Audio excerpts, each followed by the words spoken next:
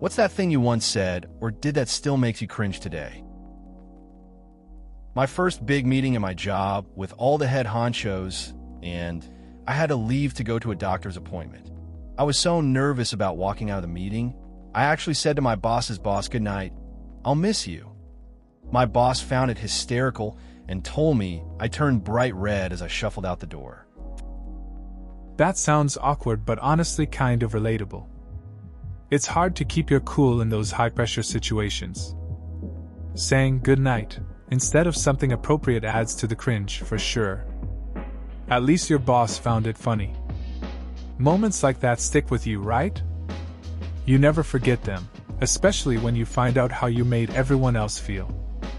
Just a good reminder to laugh it off. We had a fundraiser in elementary school for the Easter Seals, and the top people got Nick's tickets and got to meet Nick for a day. Gerald Wilkins called me over in front of hundreds of people that afternoon, and I asked him into a microphone why all basketball players were black. Everyone laughed, including him, but I still can't believe I asked that. That's a wild story. It's funny how kids don't hold back when they're curious. I can see the whole crowd laughing, and it must have felt pretty surreal to ask that in front of so many people. I guess it shows how innocent and straightforward kids can be. Gerald's reaction must have made it even more memorable. Definitely a moment you don't forget. When I was a young kid, my family was sitting around talking about a relative and how humorous she was. They always kept saying how she was always goofing off. I suddenly got the bright idea to contribute. So I ended the conversation by saying, or jerking off. I somehow got the notion that jerking off meant being a jerk. I had no idea what it really meant, and I had probably never heard the phrase before. So when my family looked at me with the biggest eyes I had ever seen, I tried to back it up by saying, you know, being a jerk? Eventually, my aunt realized that I didn't know what it really meant and said, yeah. Then the silence arrived. I still cringe to this day. That's a classic mix-up. It's funny how kids can misunderstand things so easily. You were just trying to fit in with the adults and ended up dropping a bomb without even knowing. The silence must have been so awkward. I can imagine everyone just staring. It's moments like these that stick with us, even years later. Shows how language can trip you up when you least expect it. In 10th grade, a very attractive and nice girl in my French class who I had gotten to know over that year asked me if would I like to leave class early with her and hang out. I don't know what I thought I was going to do if she didn't ask me. But in the moment, I simply replied, "Why would I want to do that?" I remember she looked crushed as she walked away, and the guy who was sitting in front of me turned to look at me and shook his head in disappointment. She and I never really got along the same way after that. I'd love to go back and just say yes or to still be in touch with her today. Edit. Enough people said to go find her and talk to her. I found her Facebook and messaged her. She filed a restraining order. Not really, but I'll message her and update people what happens next. Update. Nothing happened. It's funny how one moment can change everything. That girl asking you to hang out must have taken a lot of courage. It's easy to look back and wish you had done things differently. The fact that you reached out later is a step. Getting a restraining order would be extreme, but it shows how surprising people can be. Sometimes it doesn't go as planned, but at least you tried. We used to have weekly 20-minute silent reading sessions during my freshman year of high school, where we brought in a book of our choice. One time, after the 20 minutes were up, my teacher had us go up to the whiteboard in turns and write down one word we came across in our reading that we were not familiar with. I wrote dominatrix. Edit. To this day, I seriously can't remember what book I was reading. Definitely wasn't anything pornographic. My teacher did answer. After doing a double take and pausing for like 20 seconds to collect his words, LOL, he told me it was a very dominating woman and left it at that. Looking back at it, I feel bad for the position I inadvertently put him in. Generally not something any male teacher wants to explain to a 14-year-old girl. That's a classic moment. It's funny how kids can unintentionally put teachers in awkward spots. I remember a similar vibe in school when someone would bring up a word that caught everyone off guard. The teacher's reaction is usually the most entertaining part. It's great that you look back on it without any hard feelings. Just a harmless slip that turned into a story you can laugh about now. Big fan of a certain DJ. On a station I listened to via the internet. Got to writing regular emails that he would read on air. I was witty. I was funny. Happened to plan a vacation that involved being in same city as DJ. He told me I should stop by the station and meet him. I did. I never, ever thought in a billion years he would put me on air. And he did. And he asked me to read a promo for another DJ who has a difficult name. And I could not pronounce it.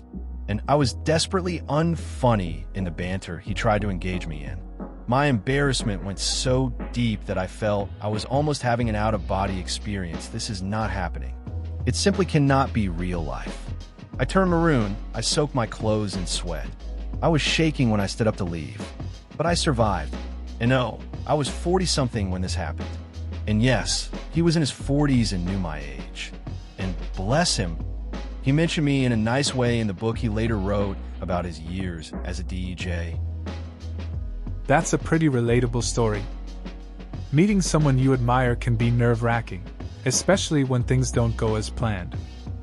Struggling to pronounce a name on air sounds tough, but it's cool that the DJ still gave you a shout-out in his book. It shows he appreciated your effort, even if it didn't go perfectly. It's nice to look back and laugh about these moments, even if they felt intense at the time. I grew up in a very white, very rural town. When I was in school, people from our town, because of the town name, were frequently referred to as beaners. I had zero clue this was a racial slur, and assumed it was along the lines of being called a Yankee as a northerner. Not friendly, but not profane. Anyway, a beloved and coincidentally Latino faculty member passed away pretty unexpectedly, and I wrote a tribute to his life, which was read at his funeral and published in various places that included the phrase, "For the man who made Beaner a compliment." I meant it in the way that his excellence gave value to our town, with zero irony, and was well into college before I realized my mistake. And no, nobody corrected me. It's interesting how context shapes our understanding of words. You didn't mean any harm, and it shows how assumptions can lead to misunderstandings. It's kind of surprising no one flagged it, but I guess it happens. Life in a rural area can create a bubble where awareness of certain things just isn't there. It's a lesson about being more thoughtful with language, even if intentions were good. I was homeschooled and put into a public school softball team at 13 or so. I had never played games with other kids and wasn't allowed to watch TV, so didn't know any rules or how the game worked.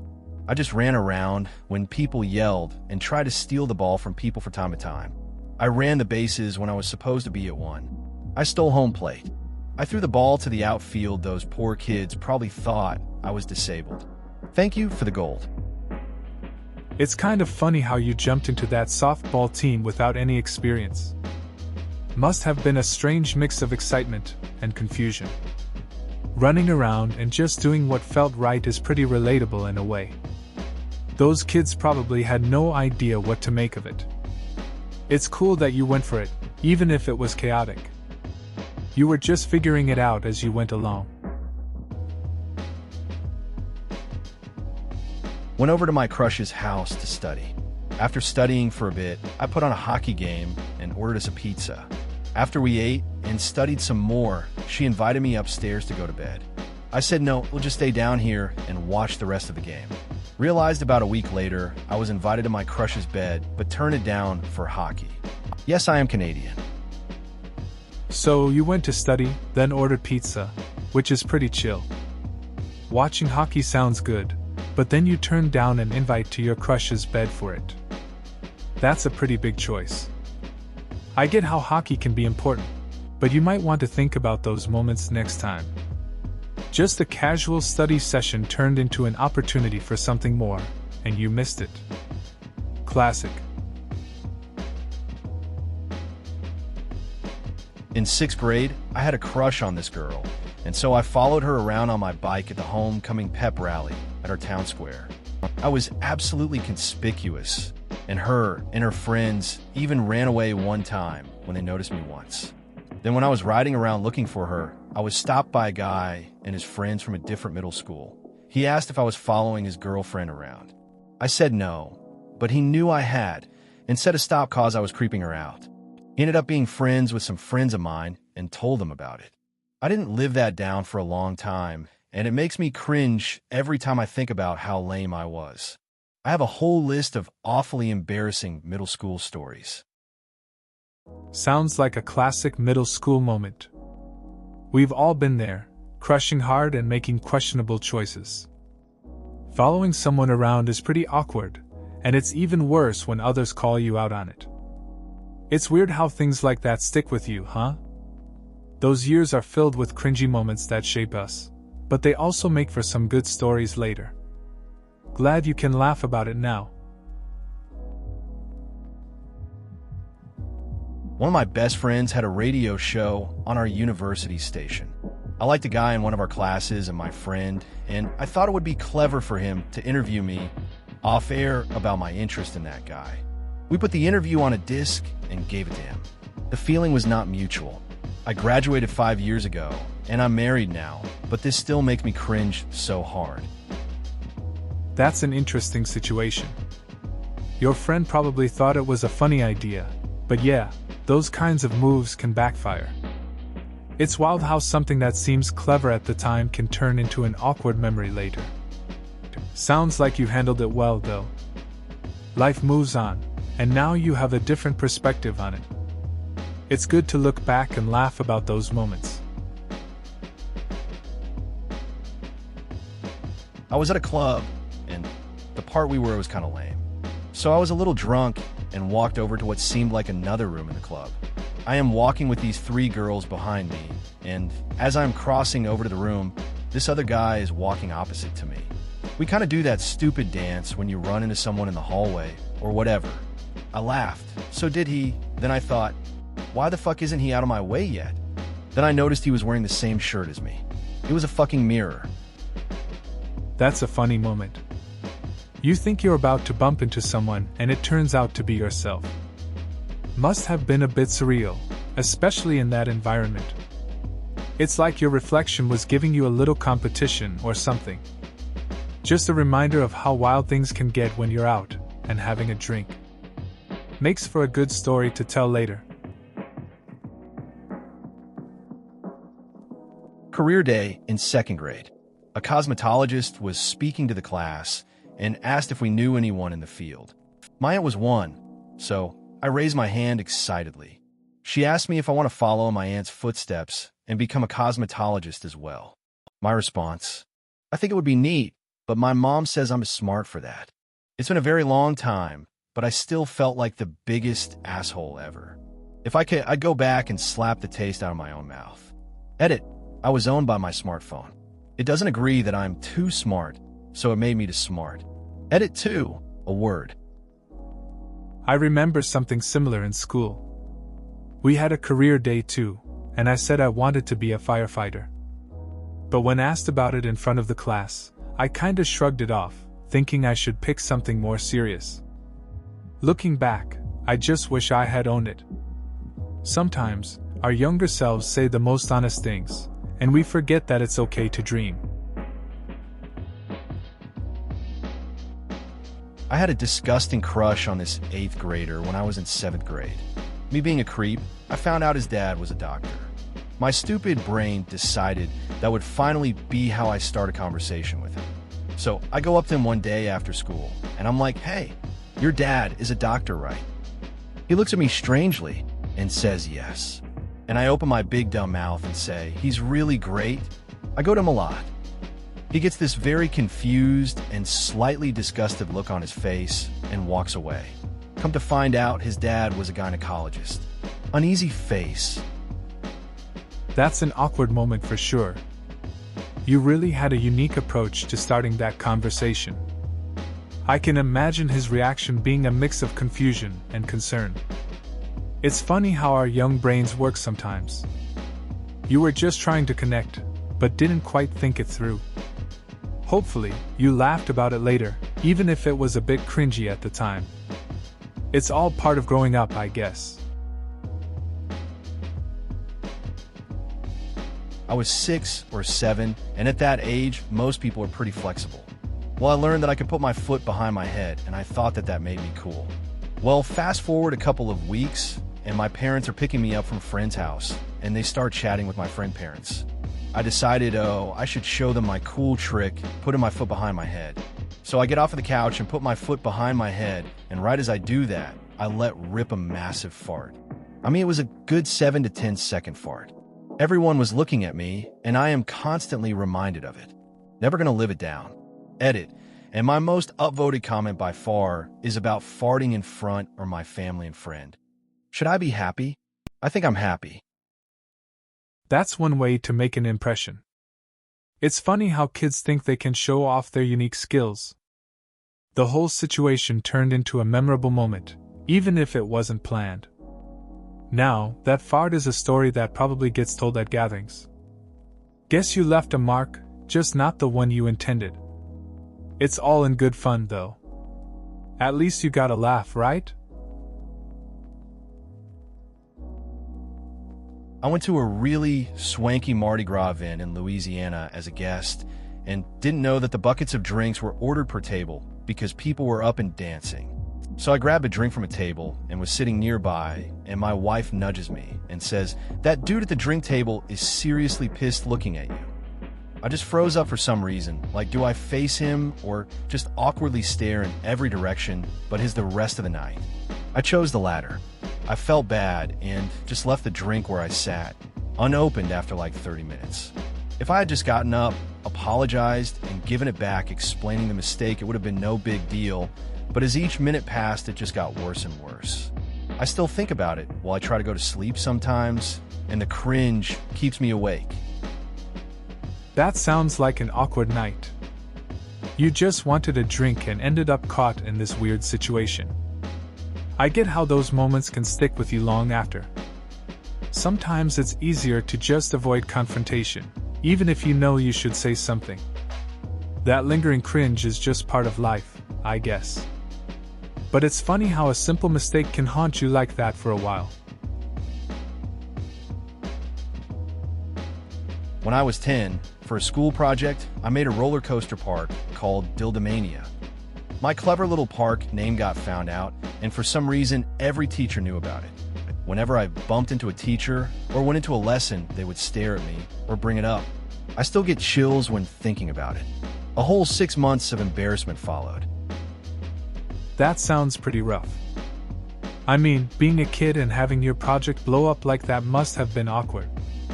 It's funny how something so innocent can turn into a whole situation.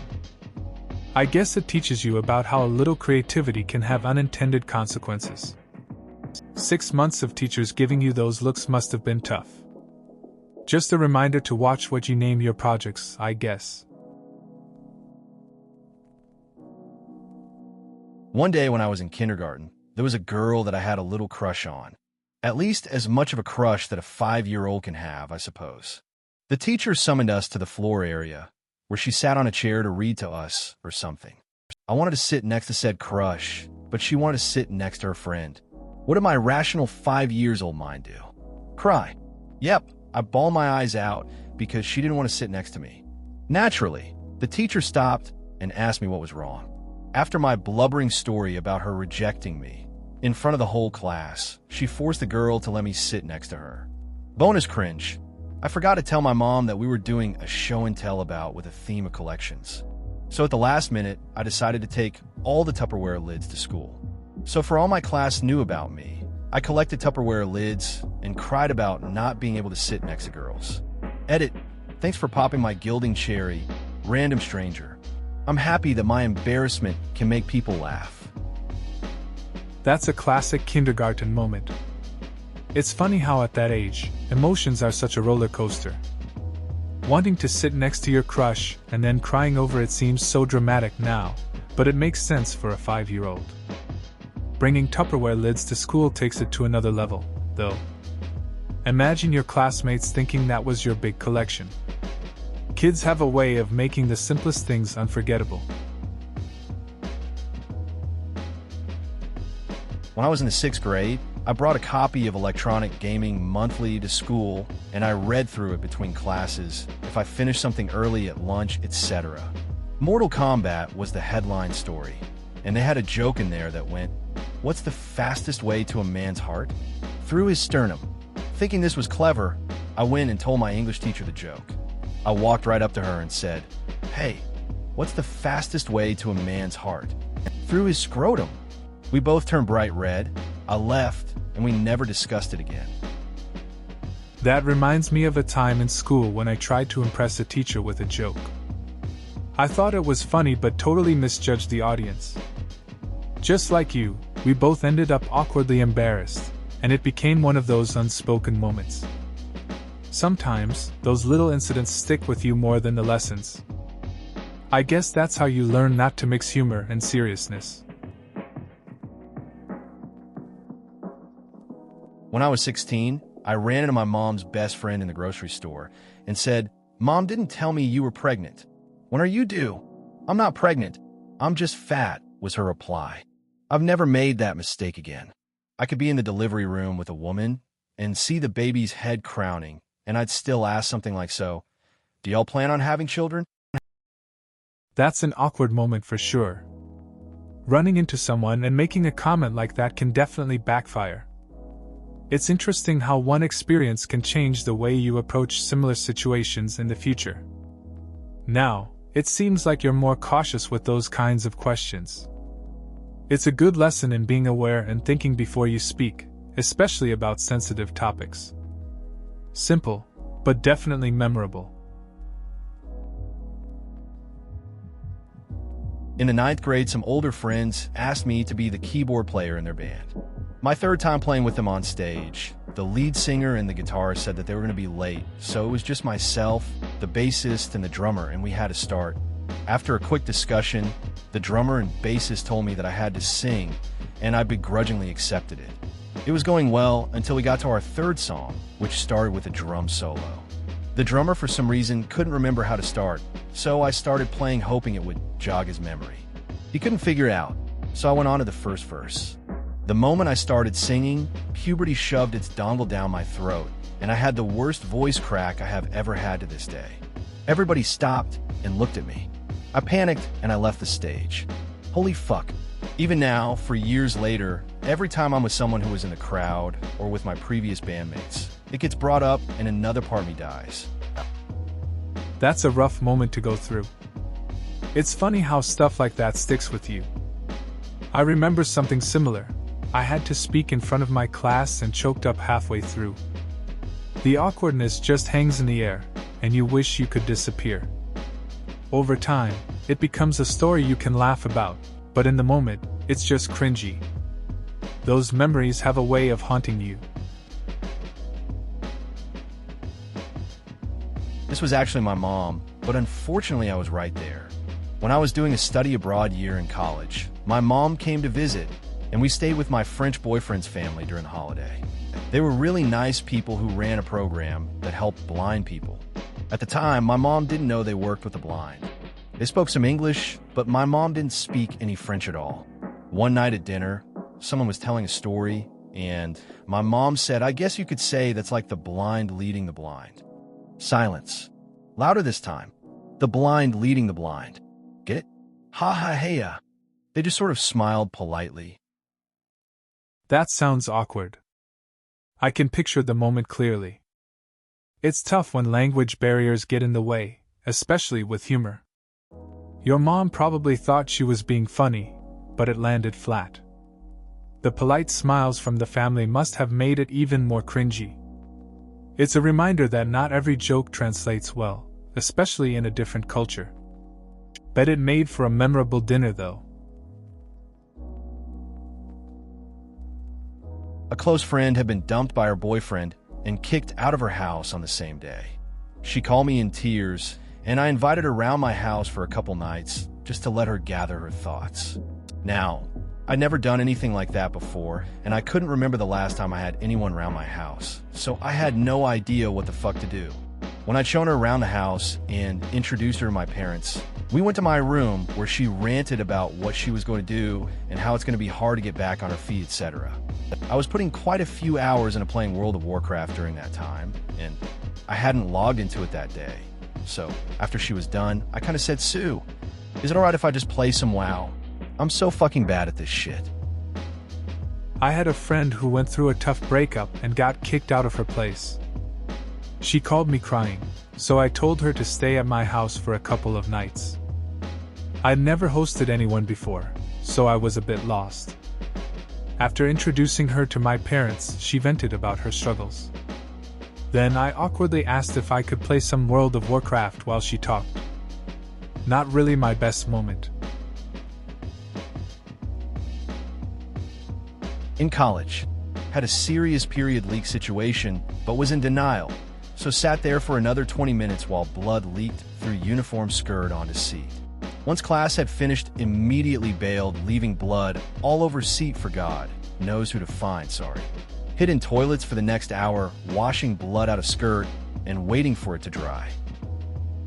That sounds like a pretty rough experience. It's tough dealing with stuff like that, especially in a public setting. I can imagine the panic when you noticed. Hiding in the toilets is probably something many can relate to, trying to manage a situation that feels out of control. Ultimately, it's a tough lesson learned about being prepared for unexpected moments. Life just throws those curveballs sometimes.